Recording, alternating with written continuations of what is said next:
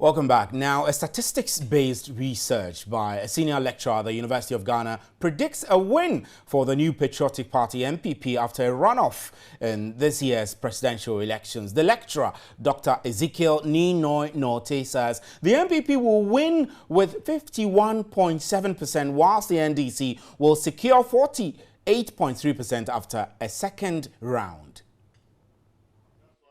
A senior lecturer at the Statistics Department, Dr. Ezekiel Nortey, has indicated none of the two parties will win the first run in this year's presidential elections. His research shows that NDC is popular in Greater Accra, Volta, Northern, Upper East and Upper West regions, whereas the NPP's popularity is in Eastern and Ashanti regions. He said during this year's presidential elections, the NDC in the first run will secure 48.7%, while the NPP will get 47.8%. Other political parties in the first run will secure 1.8%, while 1.6% vote will be rejected. In the runoff, he used a model called Markov chain, which predicted the NPP will win with 51.7% and NDC will get 48.3%. Results from 1992 to 2012 presidential elections were used to predict the 2016 elections. I didn't consider any other factor apart from the previous election results, because that is what the Markov chain says. It says that the 2016 election is going to mimic the 2012 elections. And the 2012 election mimics the 2008 elections, and so on and so forth. So it was based on that. That's why we call it a Markov chain. Based on that, we make predictions and forecasts. The research, according to him, is different from the normal opinion polls. Dr. Ezekiel Nortey explained the Markov chain has been used to predict elections in the United States and Britain. He used the model which purely makes use of data in the previous elections in order to predict the one ahead.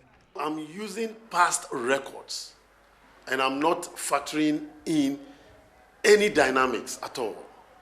Okay? So that's why I always say the model will work, all things being equal. Dr. Ezekiel Nortey says the research did not factor the current socio-economic environment. He said the result can change depending on the prevailing socio-economic factors between now and November. The margin of error is 2.4%. Very bold predictions there. We'll be getting on the line very shortly to speak to Dr. Ezekiel Nortey. I hear he's on the line now, but we will also be getting reactions from the NDC on this research and also get a reaction from the NPP. Doc, good evening, and we're grateful that you could join us. Good evening. I started by saying this is a... your cherished listeners and viewers. Thank you, thank you. I started by saying that this is a pretty bold prediction you have there. You've told us clearly that you use the method of the Markov chain, and then you didn't factor in any other developments in your prediction. How reliable is this method of research? Have you used it before? No, this is actually the first time I tried something like this. Your colleague yesterday. This is a very novel thing. I was actually doing this prediction prior to elections, but had not used any scientific way like this before. I only speak to the issues when the results start trickling in.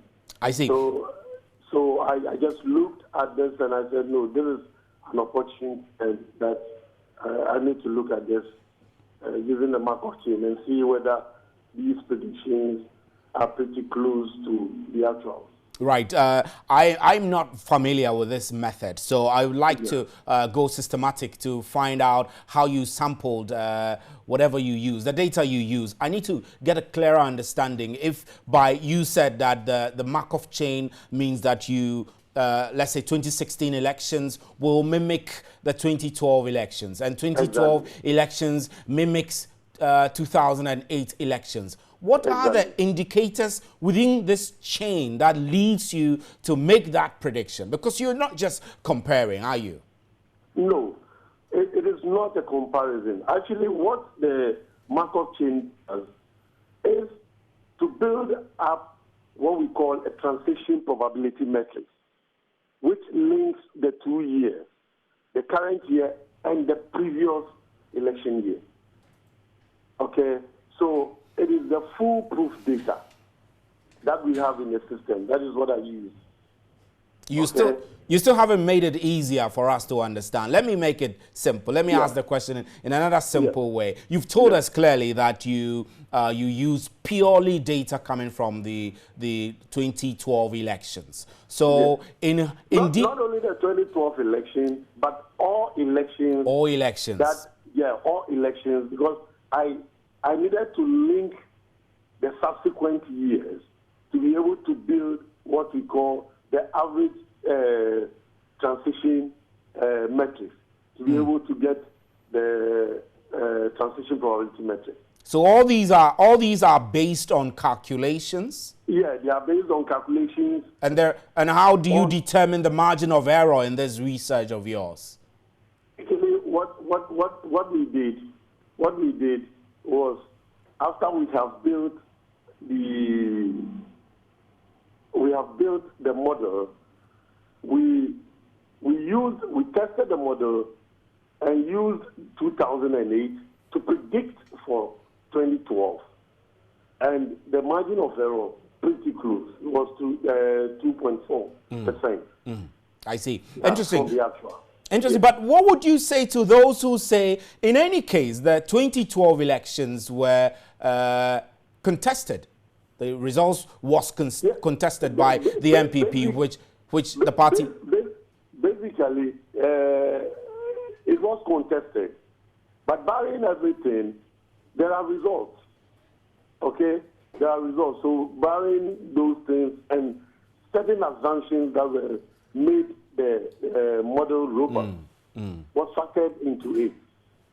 Certain assumptions. Okay. I like the use of the word setting assumptions. So this has been purely based on assumptions and extrapolations? Certainly, yes. Certainly, yes. You can't build a model without an assumption. Right. Okay? Certainly. So you build based on assumptions, and all things being equal, if the assumptions pass, the prediction will be pretty close. Right, Doc, we're grateful. We'll be holding you to test to see how the elections go, and then we'll come to you, I'm sure, subsequently when the results are announced and is any different from what you have predicted or close to what you've predicted, then we'll be celebrating you. Or I'm very sure the political parties will be down your neck if it goes anyway. But we're very grateful that you could speak to us. Thanks very much. Dr. Ezekiel Nortey is a senior lecturer at the Department of Statistics at the University of Ghana, whose research suggests that this year's elections will not be won in a single round, no one-touch victory. The various the leading political parties, which Doctor is saying will be the NDC and the NPP, will have to go into a second round, and then the NPP will win that runoff with 51.7%, whilst the NDC will secure 48.3%, a very small margin. We'll be getting onto the telephone lines to get reactions from the NDC and then the NPP as well on what they feel about this. But Doc has been saying that his method purely used the election results of previous years. He has been explaining that the module he used mainly used assumptions and predictions. I'm not sure many of us are used to those kinds of assumptions or predictions in arriving at scientific outcomes. Quickly, we are told that Kofi Adams is on the line now. Mr. Kofi Adams is with a national organizer of the NDC. Mr. Adams, good evening. I'm happy that you could join us. Good evening, Steve, and let me use this opportunity also to greet your viewers this evening. I know that during election years, there'll be all kinds of polls and research data that put one party ahead of the other or not. I mean, we've had recently the economic intelligence report that suggests that the NPP will win the elections. And now this one from a statistics professor at the University of Ghana is saying NDC or NPP, no one will win first round, but in a second round, the NPP will win. How does that make you feel, considering that you are in the party which the prof says will be losing? Very, very interesting, though. I was lucky to listen to the interview that was done of him, both the recorded and then the live. And it clearly will tell you that this is a research that anyone who is in Ghana and is a political actor would have to throw into the dustbin straight away. Because you cannot hold all things to be equal. Clearly speaking, the NDC is more united, more solid today, and well organized and focused. President Mahama has done a lot more. He has added a lot more to people. People who did not have many facilities in the past today are enjoying those facilities. So what you're saying, Ms. Adams, what you're saying, I want to cut you in. What you're saying is that your party's achievements, the government, which your party formed the government, the achievement of the president and his government does not suggest at all that it has not done enough for it to be punished by the electorate. Not at all. Not at all. Even if the NPP was united and together as one, the achievement of our party in government alone is so high that we will still win the elections in the first round. But the NPP today is even not a united party. The NPP is very, very divided. And that by itself, that's why I was happy, at least he himself admitted that he never considered the situation that the parties find themselves today, that he just used previous results to extrapolate kind of situation. But even if you look at previous results, and you are extrapolating, President Mahama had 50.7%, more than 50%. We did not have to go to a runoff in the last election. So if you were using the results of the past and even things were holding same, what it means therefore is that he's going to win. So I'm surprised how he did his statistics. Though I'm not a statistician, but I'm a politician, and I do know that the ground, the performance of President Mahama is solid on the ground, and the people can see it for themselves. Right, Ms. Adams, I must say that your enthusiasm more like reflects the same kind of complacency the NPP adopted, which made them lose the election dearly. Are you not being over-complacent in this? That perhaps this should have been a warning for you to promise to work hard, promise to improve on the areas you haven't delivered on. I mean, the party has, the government in power has had a lot of problems, corruption allegations here and there, and all of those. Yes.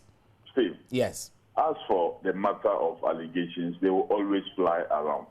It is our responsibility to respond to allegations that fly around. Even Nana Adodanko Akufo-Addo himself has been going around making all kinds of allegations without basis.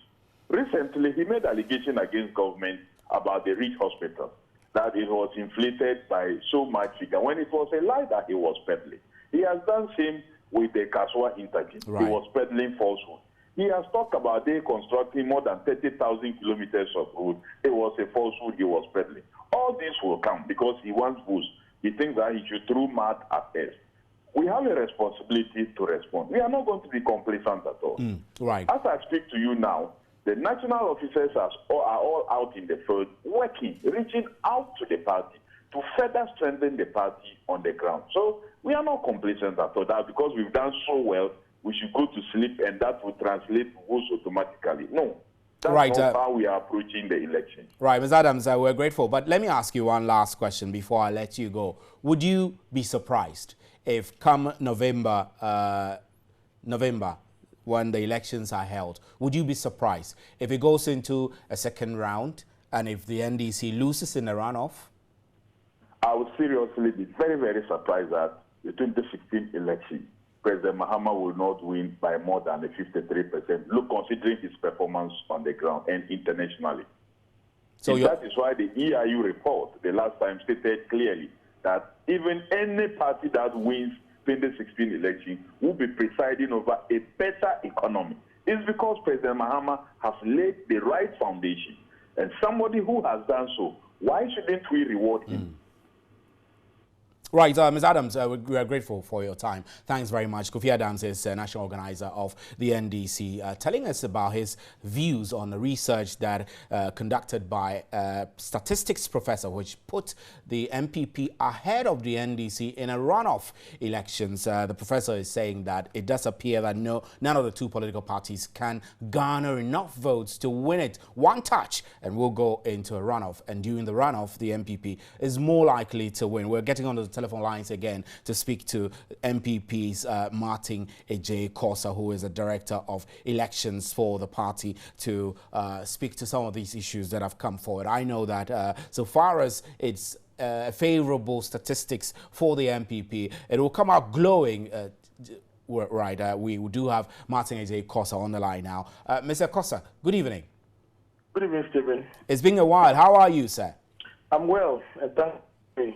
So here we are again, another statistics indicating that the NPP is most likely, I use the expression which the professor didn't use, most likely, because this is a prediction. He's predicting that in 2016's elections, the NPP will win the runoff by 51.7%. Does that tickle your fancy? Good evening to your viewers. For us in the NPP, these continuous predictions, day in, day out, humbles us. Okay, it makes us feel deep within our hearts that our story is true. Our story is genuine. At least we are not seeing it alone. A lot of other people are seeing the difficulties that confront this country, for which we represent hope. All of these number of polls that have put the NPP in a winning mode in 2016 just confirms what we've been talking about. The only point where I have a difficulty with this work is that we are determined to win this ballot first round on the basis of our solid work. And do you have any evidence or research to back this confidence of yours? You haven't done any research, have you? The best research that you can have is to interact with Ghanaians all across the country, day in, day out, look them in the faces, you tell them what you have, they tell you back what they want. But the NDC has also been interacting with Ghanaians, and they tell us that Ghanaians feel your party is broken down into disunity, and you cannot prove that you have what it takes to form a united front to win an election. Well, that's all I would to make that judgment. The good people of this country, independent-minded people, such as what we are discussing, are the real determinants. For the NDC, they will not wish us good. Even if it is brown, it is said as black. And so you cannot use the NDC measurement as a yardstick. But truly, they are independent minds, independent people who are observing and watching just as we are doing. And they are the best people to look behind us and tell us whether the path that we have in is crooked or is straight. And so you just let's watch it. Right. I am saying that we are not going to get complacent by these growing, if you like, positive polls that are coming up. We will be more strengthened. We want to work hard until the die is cast. Right. But I believe that we'll do it in the first round rather than the second round. Right, Mr. Martin Echoe, we're grateful. Thanks very much, Martin. Thank you very much. Echoe is the director of elections for the NPP. And you heard him there. They're not being complacent despite the positive research results that have been coming out in favor of the NPP.